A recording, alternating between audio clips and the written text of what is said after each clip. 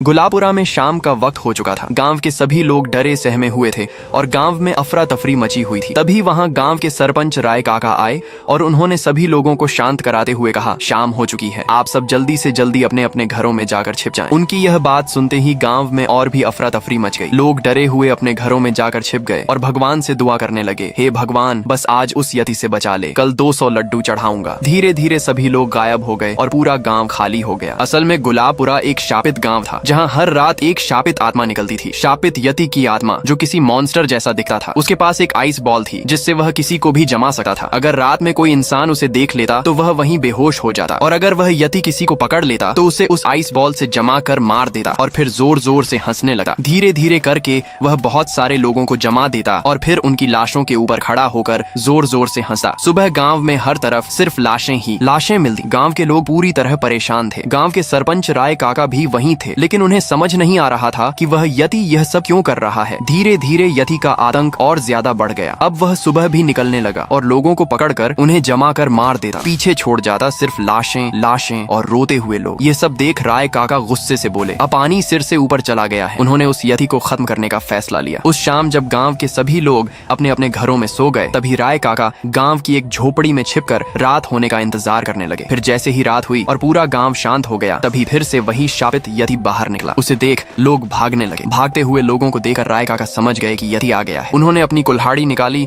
और सीधा उस यति के सामने जाकर खड़े हो गए। उन्हें देख वो यति घबरा गया। राय काका ने चिल्लाकर कहा, साले मोटे भालू, क्यों मार रहा है मेरे गांव के लोगों को। यति ने यह सुनते ही कहा, इन्होंने मेरे बच्चे को मारा है, मैं उसका बदला ले रहा हूँ। ये सुनते ही राय काका चौंक गए। फिर यति ने उसे अपनी कहानी सुनाई। बहुत सालों पहले की बात है, जब गाँव और भी सुंदर हुआ करता था। यहाँ के लोग गरीब थे लेकिन ईमानदार भी थे। इस गाँव से कुछ ही दूर था एक बर्फीला पहाड़, जहाँ मैं अपने छोटे बेटे चीकू के साथ रहता था। मैं अपने बेटे से बहुत प्यार करता था। हम दोनों हर रोज गांव के पास वाली नदी गंगा नदी में नहाने जाते थे। दोनों वहां बहुत मजे करते। अपने बेटे को खुश देख मुझे भी खुशी मिलती थी, लेकिन हमारी खुशी में किसी की नजर लग चुकी थी। गांव का सबसे बड़ा गुंडा भगीरा सेठ, जो जानवरों को पकड़कर उन्हें ब्लैक मार्केट में बेचा करता था, और अब उसकी नजर थी मेरे बेटे पर। लेकिन उसे पता था कि मैं जब तक जिंदा हूँ वह मेरे बेटे को कुछ नहीं कर सकता, इसलिए उसने एक भयानक प्लान बनाया। एक शाम जब मैं और मेरा बेटा चीकू नदी में नहा रहे थे, तभी भगीरा सेठ पीछे से आया और उसने मुझे मारकर बेहोश कर दिया। मेरे बच्चे को पकड़कर ले गया और अब मेरा बेटा उसके कब्जे में है। उसकी पूरी बात सुनते ही राय काका ने कहा, मैं तुम्हारे बेटे को आजाद करूंगा। वहीं दूसरी तरफ भगीरा सेठ मस्त अपनी 2 बीवियों के साथ पार्टी कर रहा था और चीकू जेल में बंद था। तभी अचानक पूरे कमरे में धुआं फैल गया और जैसे ही धुआं हटा तो राय काका और चीकू सामने खड़े थे। भगीरा सेठ नीचे जमीन पर। उन्हें देख वो घबरा के बोला, मुझे जाने दो, मुझे माफ कर दो। लेकिन उन दोनों ने उसे मार डाला।